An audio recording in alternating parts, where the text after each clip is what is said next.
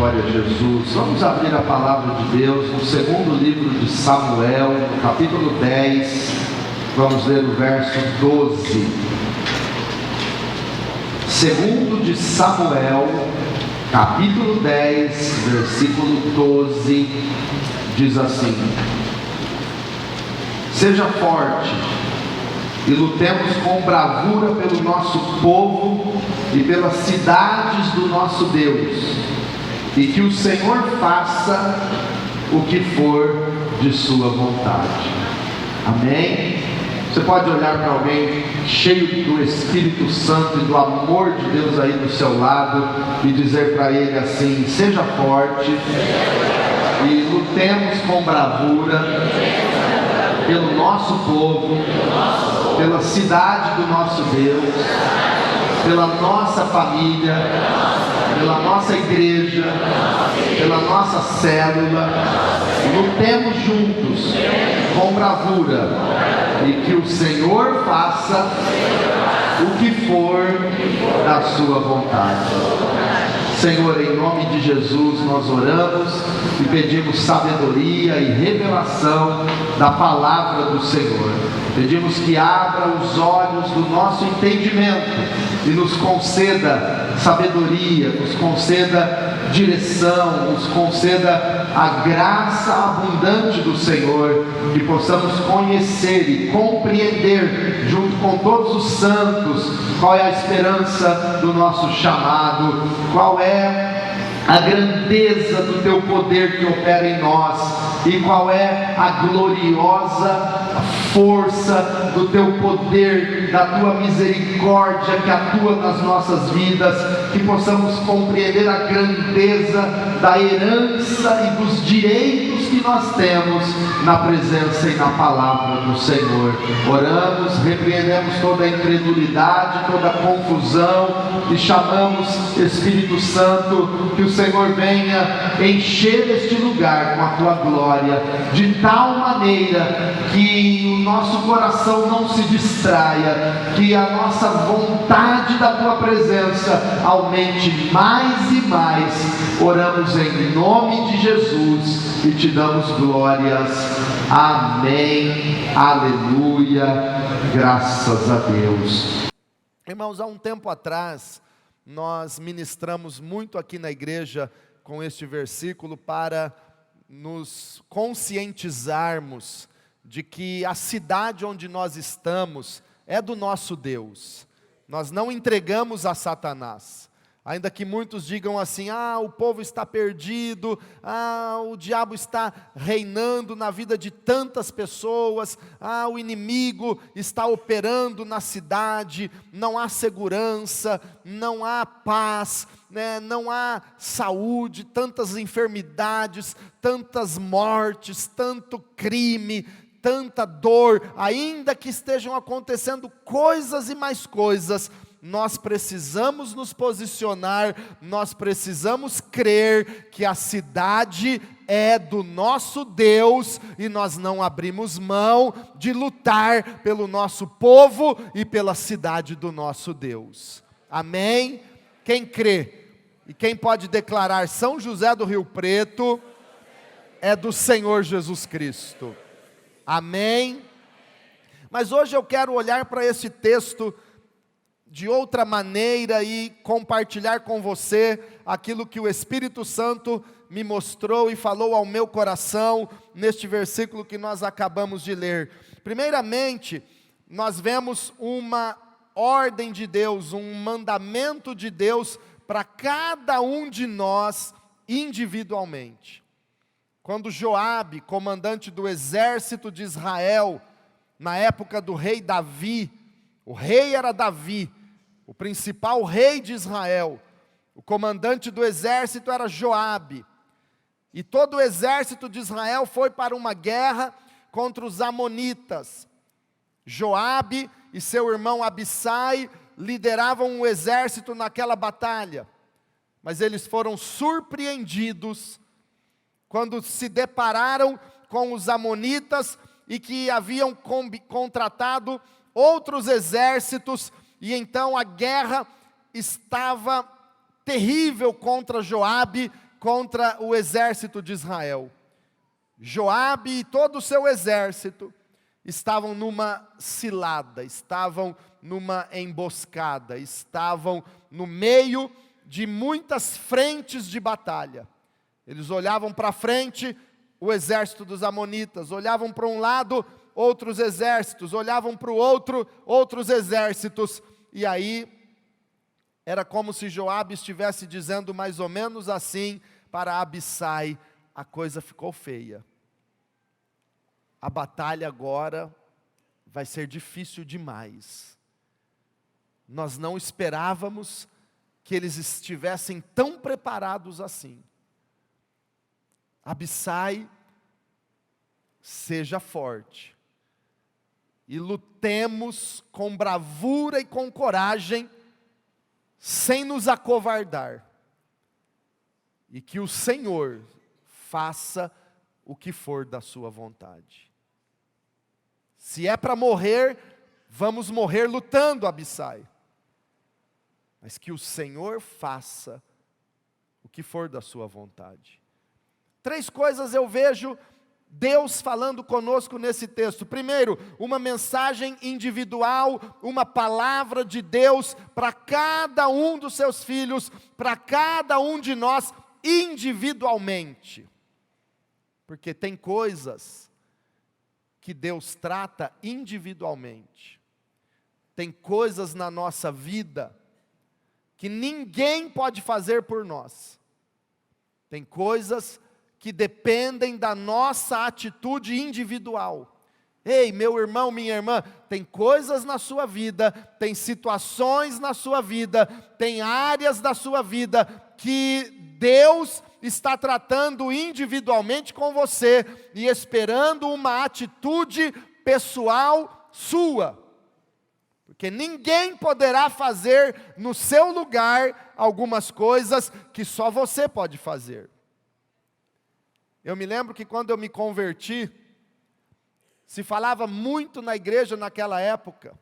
Claudinei vai lembrar muito dessa frase. Hoje eu não lembro, não só o Claudinei, mas é que eu estou olhando para você. Mas a pastora Célia também está lá. Apesar de que a pastora Célia se converteu depois de mim, eu acredito.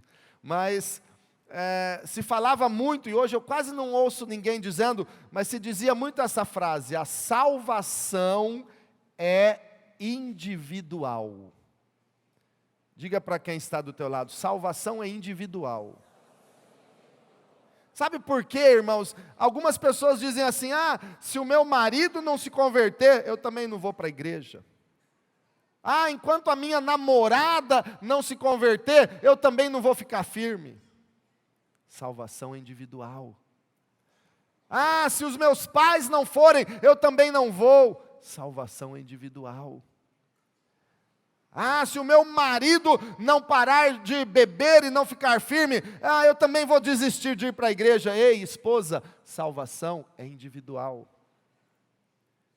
Tem coisas que ninguém vai poder fazer no seu lugar. Arrependimento de pecados. Alguém pode se arrepender no seu lugar? E se converter no seu lugar? E ser batizado nas águas no seu lugar? Ninguém. Isso é uma atitude pessoal, é uma atitude sua. Perdoar alguém que lhe ofendeu, ninguém pode perdoar no seu lugar, é uma atitude individual, você é que precisa perdoar. Tem coisas que ninguém pode fazer por nós. Agora há pouco nós oramos e levantamos um clamor por pessoas que precisam da nossa intercessão. Isso nós podemos e devemos fazer uns pelos outros, mas ter intimidade com Deus e crescer em intimidade com Deus em oração, ninguém pode fazer no seu lugar. É você que precisa ter essa atitude. Ninguém pode adorar a Deus no seu lugar. Ele procura adoradores, e essa é uma atitude individual. É por isso que eu vejo Deus falando comigo e com você, neste versículo, dizendo: seja forte. A palavra está no singular, seja forte. É você pessoalmente que precisa se posicionar e ser forte na presença de Deus. Salomão escreveu em Provérbios 24:10, se no dia da angústia te mostras fraco, quão pequena é a tua força. É claro que a palavra de Deus ali não está dizendo para você ser um hipócrita, para você viver fingindo que está tudo bem, não. Mas a Bíblia está dizendo, se você se mostra fraco no dia da angústia, onde está a sua força? Você pode estar passando pelo dia da angústia e não precisa esconder de ninguém, mas no dia da angústia, o Senhor é o Deus presente, é o socorro bem presente na hora da angústia, e Ele é a sua força, e mesmo na hora da angústia, Ele diz: seja forte, seja forte, seja forte, fortalecei-vos no Senhor e na força do seu poder. O apóstolo Paulo escreve em 2 Coríntios dizendo que ele tinha um espinho na carne, um mensageiro de Satanás que perturbava, que atormentava, atordoava a vida do apóstolo Paulo, grande apóstolo Paulo. E Paulo escreve dizendo: e eu orei ao Senhor 3 vezes, que tirasse de mim esse espinho na carne, que afastasse esse mensageiro de Satanás da minha vida. Mas o Senhor me respondeu: a minha graça te basta, porque o meu poder se aperfeiçoa na fraqueza. E Paulo conclui dizendo: então, quando eu penso que estou fraco, então é que eu sou forte. Aleluia! A minha graça te basta.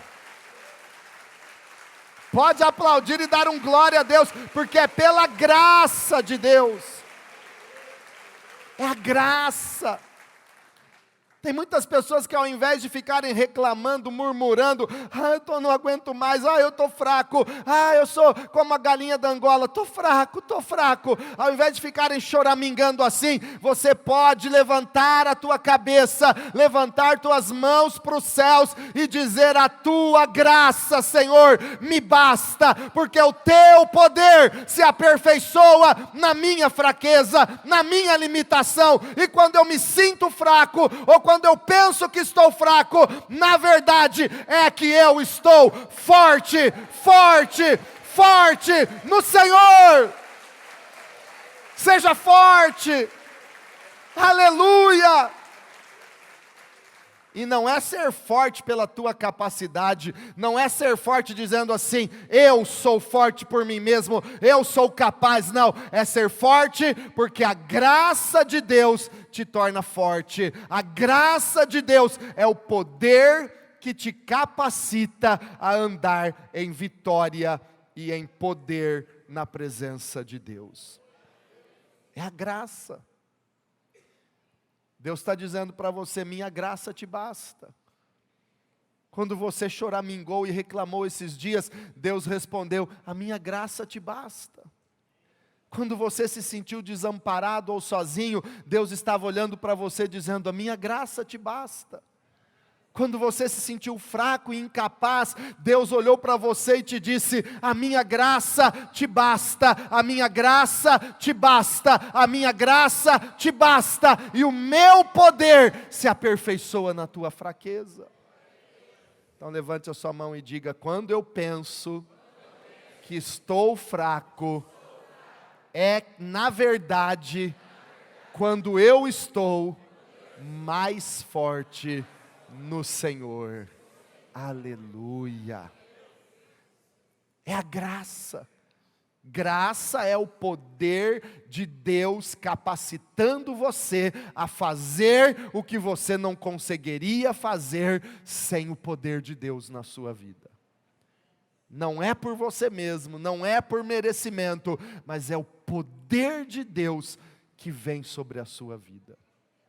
E olha o que a graça de Deus nos capacita e nos faz. Romanos 5,17. Quero ler isso e te dar a oportunidade de entender uma das promessas mais gloriosas de Deus para os seus filhos. Romanos 5,17. Se pela transgressão de um só, a morte reinou por meio dele, muito mais aqueles que recebem de Deus a imensa provisão da graça. Diga comigo, imensa provisão da graça. E a dádiva da justiça reinarão em vida por meio de um único homem, Jesus Cristo. Por esta imensa provisão da graça de Deus sobre a sua vida, Deus está prometendo que você reinará em vida por meio de Jesus Cristo. Vou te dizer um detalhe que talvez você não se atentou: não é reinará no milênio, não é reinarão na eternidade, reinarão no mundo vindouro, mas está escrito que aqueles que recebem essa abundante graça, essa imensa provisão da graça do Senhor, reinarão em vida, reinarão nesta vida, por meio de Jesus Cristo, que deu a vida e derramou graça sobre nós. Reinarão em vida, reinarão em vida. Então eu estou olhando, eu estou pregando para pessoas que reinam em vida por meio de Jesus Cristo, porque receberam uma imensa provisão desta graça de Deus. Seja forte. Sabe por quê? Porque a graça de Deus está sobre a sua vida. Fale para quem está do teu lado, você é forte, porque a graça de Deus está sobre a sua vida. Irmãos, tem coisas que só você pode fazer, tem coisas que só você precisa se posicionar. Nós vivemos numa época, e quando eu ouvi essa estatística eu fiquei preocupado. Nos dias de hoje morrem mais pessoas por suicídio do que por homicídio. Morrem mais pessoas pelos excessos da comida, por comer demais, do que pela fome. Então é o tempo em que cada um precisa se posicionar. Tem atitudes que você precisa tomar. Tem coisas que você precisa se posicionar e dizer: eu sou forte no Senhor. Eu serei forte porque Deus é a minha força. Mas em segundo lugar, esse texto que lemos no livro de Samuel nos diz assim: e lutemos com bravura pelo nosso povo e pelas cidades do nosso Deus. Diga comigo, lutemos com bravura. A frase agora está no plural, está no coletivo, e não é uma mensagem para um indivíduo, é um chamado para uma luta em conjunto. Primeiramente, Joabe disse para Abissai: olha, Abissai, seja forte, você precisa ser forte, é uma palavra para você, seja forte. Mas em seguida Joabe disse: mas lute junto comigo, lutemos juntos, com bravura, com coragem. Isso me faz pensar, em primeiro lugar, que quem luta junto é corajoso.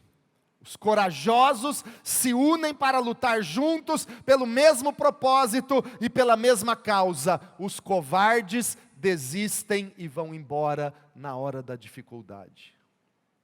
Isso vale para a família, para o casamento, para a célula, para a igreja, para a cidade, para o país. Quem tem bravura interior, coragem, ele persevera na hora da dificuldade. ele luta junto pelo casamento. É fácil ficar bem quando o casamento está num período muito agradável, mas quando vem a luta, quando vem a prova, quando vem uma dificuldade conjugal, os covardes largam tudo e vão embora, mas os que lutam com bravura dizem: eu não vou desistir, porque Deus me uniu e eu não vou abandonar o chamado, o compromisso e a família que Deus me deu. Um chamado para lutar junto.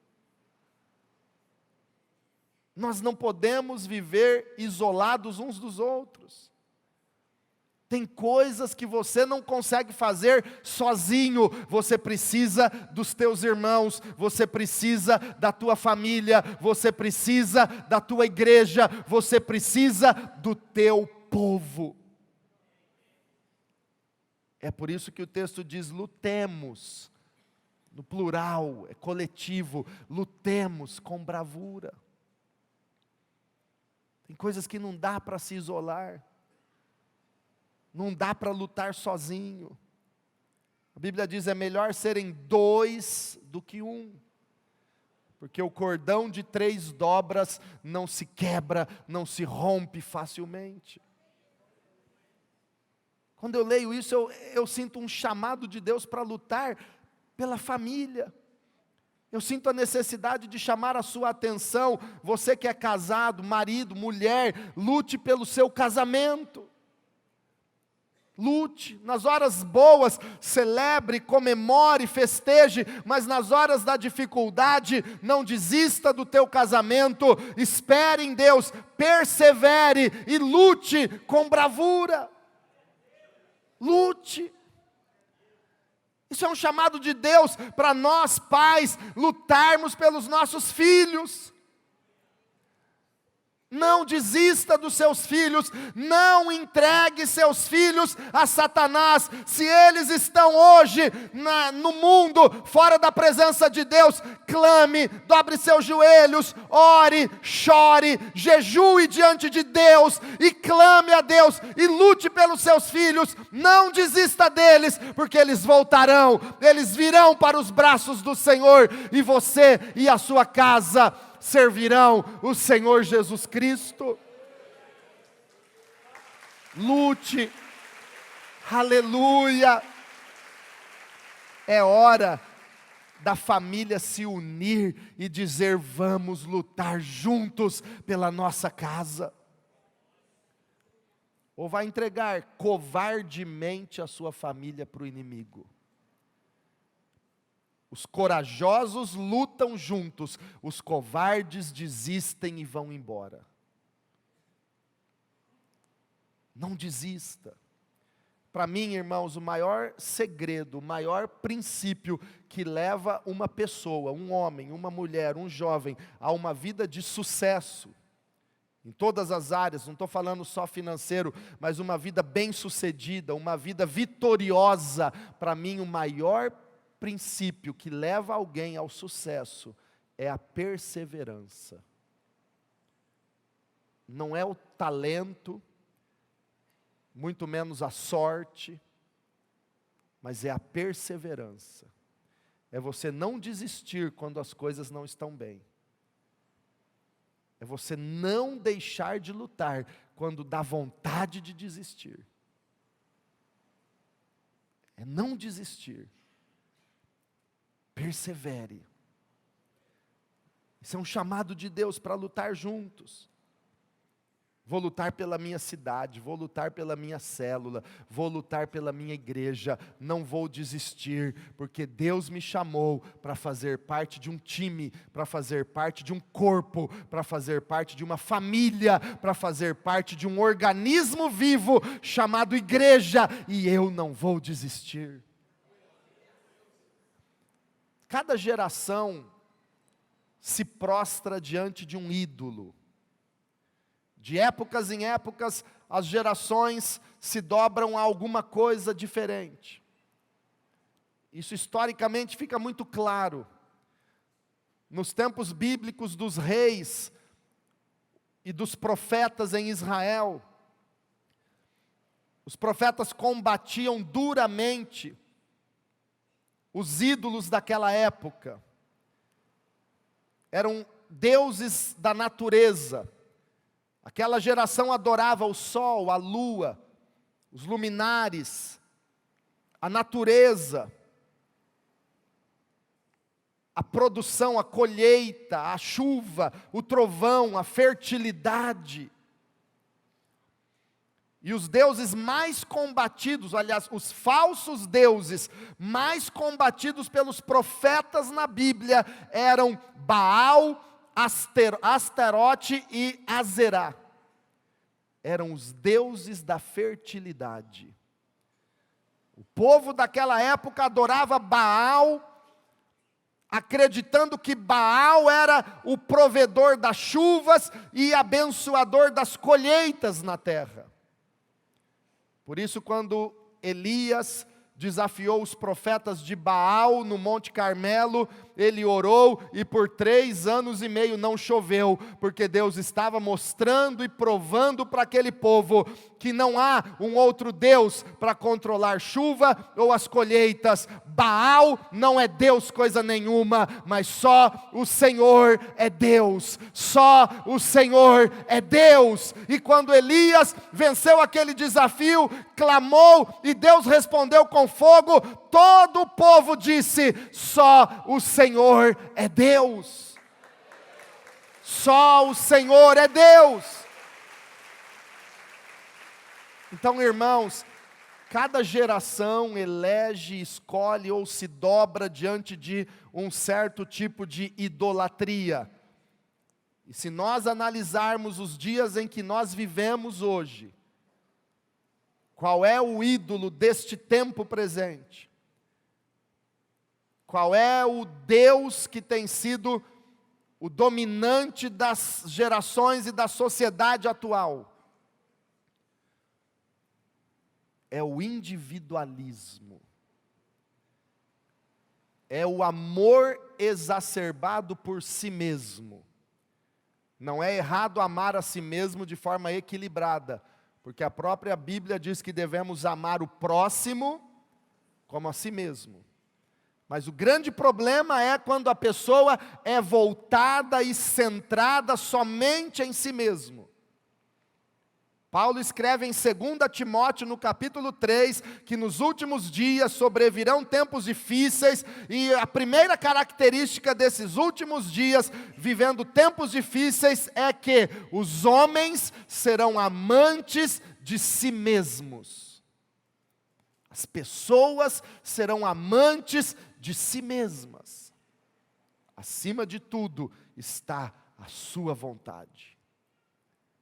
Não mexa no meu território, não entre nas minhas decisões, não se envolva nas minhas coisas, eu não presto contas para ninguém, na minha vida mando eu, e eu quero é ser feliz. Talvez você já ouviu alguém covarde dizendo: eu vou deixar tudo porque eu mereço ser feliz. É uma falsa felicidade. São pessoas cheias de si mesmos. São pessoas ensimesmadas, que pensam só no seu próprio prazer, só no seu próprio bem-estar, só na sua própria felicidade. Mas não a felicidade que vem de Deus.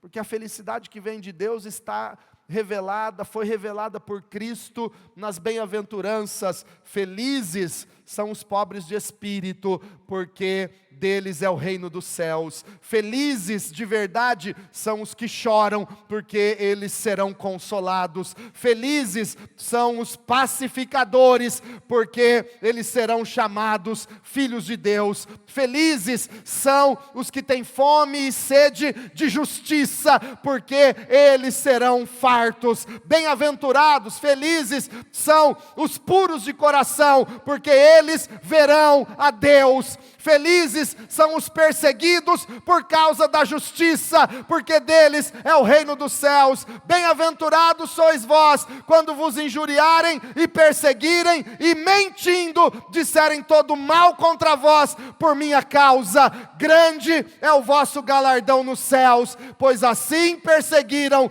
os profetas que foram antes de vós. Essa é a verdadeira felicidade. No reino de Deus, as coisas são diferentes do reino dos homens. No reino de Deus, feliz é o que chora por amor a Deus e por misericórdia dos perdidos. No reino de Deus, grande é o que se faz servo e se torna o menor de todos. No reino de Deus, exaltados são aqueles que se humilham. No reino de Deus, recebem muito aqueles que dão, aqueles que se entregam. O reino de Deus não é como o reino deste mundo. No reino de Deus é dando que você recebe, é se humilhando que você é exaltado, é servindo que você é grande, é sendo o menor que você se torna o maior. Mas o Deus deste mundo é o individualismo. O Deus desta geração é o seu próprio bem-estar. Um individualismo total. E é por isso que essa palavra é muito necessária, uma chamada de Deus para você olhar para as necessidades das pessoas ao seu redor. Lutemos, não sozinhos, mas lutemos juntos. Porque nós não desistimos de lutar quando nós temos esse coração voltado à vontade de Deus. Lutemos juntos. Fale para quem está do teu lado, eu vou lutar com você. Vamos lutar juntos. Carvalho, essa luta não é só sua. Nós estamos lutando juntos contra essa enfermidade. E o nosso Deus é maior do que essa enfermidade, Carvalho. Em nome de Jesus. Lutemos juntos. E para encerrar, irmãos, o texto termina com Joabe dizendo: e que o Senhor faça o que for da sua vontade. Fico imaginando ele olhando para todos os lados e vendo todos aqueles exércitos cercando e a guerra de forma terrível se levantando contra eles. E Joabe anima o seu irmão Abissai dizendo: seja forte, lutemos com bravura, mas Abissai, se for para morrer, nós vamos morrer. O que nós podemos fazer se nós perdermos? Que o Senhor faça o que for da sua vontade. Irmãos, eu concluo dizendo que tem coisas que só você pode fazer, tem coisas que você não consegue fazer sozinho e nós temos que fazer juntos, mas tem coisas que só Deus pode fazer e determinar na nossa vida. Quantas coisas fogem do nosso alcance? Quantas coisas não pertencem a nós decidir, escolher? Quantas coisas estão nas mãos de Deus e só Ele pode agir, e Ele reina, e Ele é soberano, e que Ele faça o que for da sua vontade. Só Deus. Que Ele faça o que for o melhor. Isso me faz lembrar os cristãos no primeiro século, que se entregavam a Cristo de todo o coração, e eram fortes pela graça de Deus, lutavam juntos pela fé cristã no primeiro século, e eram perseguidos, mas diziam: não importa se nós tivermos que morrer pelo nome de Jesus, mas nós não vamos negar a nossa fé em Jesus Cristo. Se tiver que sermos lançados na arena dos leões, que o Senhor faça o que for da sua vontade. Se formos pendurados num poste e queimados vivos pelo imperador, que o Senhor faça o que for da sua vontade. se for para sermos decepados, ou crucificados, ou arrastados pelas cidades e comidos por cães, que o Senhor faça o que for da sua vontade, porque agora a nossa vida não é mais nossa, mas é dele, ele reina, e que ele faça o que for da sua gloriosa vontade. Que ele faça, só ele faça o que for o melhor. E eu encerro lendo Marcos capítulo 14. Aleluia. Versículo 32. Marcos capítulo 14, verso 32. Então foram para um lugar chamado Getsêmani. Diga comigo, Getsêmani. Getsêmani em hebraico significa prensa de azeite. Era um lugar onde as azeitonas eram espremidas para produzir o azeite. E o primeiro azeite de melhor qualidade, o azeite mais puro e fino, era consagrado para o Senhor, para acender as lâmpadas nos candeeiros no templo do Senhor, para ser usado na unção que o Senhor determinava. E ali estava Jesus, o Messias, o Cristo, o ungido, sendo espremido no Getsêmani, para produzir o mais perfeito e puro azeite da salvação. Ali Jesus estava sendo espremido, angustiado por causa dos nossos pecados no Getsêmani. Mas ali saiu o mais fino, o mais puro, o mais precioso azeite, para iluminar o mundo, pois Jesus é a luz do mundo, aquele que veio para salvar todo o que crê. Jesus estava sendo prensado, e Jesus disse aos seus discípulos: sentem-se aqui enquanto vou orar. Levou consigo Pedro, Tiago e João, e começou a ficar aflito e angustiado. Diga comigo, aflito e angustiado. E lhes disse: a minha alma está profundamente triste, numa tristeza mortal.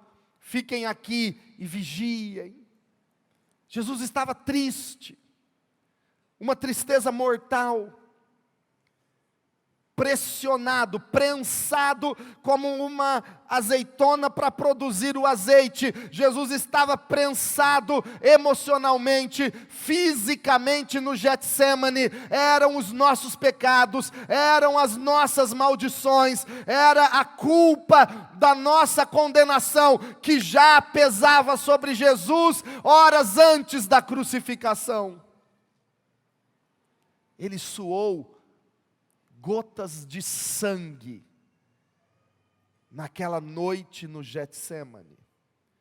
Suou, transpirou sangue naquela noite fria no Getsêmani, angustiado, pressionado pelos nossos pecados. Verso 35: indo um pouco mais adiante, prostrou-se e orava para que, se possível, fosse afastada dele aquela hora. E dizia: Abba, Pai, tudo te é possível. Afasta de mim este cálice. Jesus, em sua angústia, ali Jesus, o homem, sofrendo pelos nossos pecados, disse: Abba, Pai, afasta de mim este cálice. Mas em seguida, o filho obediente até a morte, completou a oração, e por isso nós fomos salvos, porque ele não rejeitou a cruz. ele não se acovardou diante da aflição e da dor que ele estava suportando. Ele não desistiu de mim e de você, que nasceríamos séculos depois daquele momento. Ele nos amou e nos amou até o fim. Ele não se envergonhou, Ele não se acovardou, Ele não desistiu de nós. Ele completa a oração dizendo: contudo, não seja o que eu quero, mas sim o que Tu queres, meu Pai. Como era difícil para Jesus suportar aquela hora. Em sua natureza humana, sofrendo a dor, ele pediu: se possível, Pai, afasta de mim esse cálice. Mas como um lutador corajoso que não desiste, que está disposto a entregar-se e a morrer, que está disposto a dizer que o Senhor faça o que for da sua vontade, Jesus completa a oração dizendo: mas não seja o que eu quero, mas sim o que Tu queres. Fica de pé na presença do Senhor. E eu convido só os corajosos nesta noite a dizerem: Senhor, eu vou ser forte pela Tua graça.